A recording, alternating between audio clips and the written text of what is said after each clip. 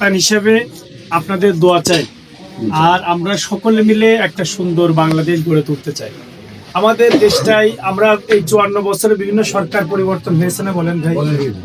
আমরা এমপি পরিবর্তন করেছি, দল পরিবর্তন করেছি, কিসের আশা? আমরা চেয়েছি যে আমরা যেভাবে আছি তার থেকে তো ভালো থাকতে চাই। সেই ভালো থাকাটা কিভাবে? কেউ ঘর বাড়ি করে দিয়ে যে কেটে চেয়েছি চাই। আমরা চেয়েছি যেমন এই যে সুন্দর একটা রাস্তা আপনাদের হয়েছে, এরকম রাস্তাঘাট সবাই চায়, নাকি বলবেন? সব এলাকার মানুষ। আবার সবার চিকিৎসাগুলো যেন তার হাসপাতালগুলোতে গেলে প্রপার ট্রিটমেন্টটা যেন হয়, এটা চাই।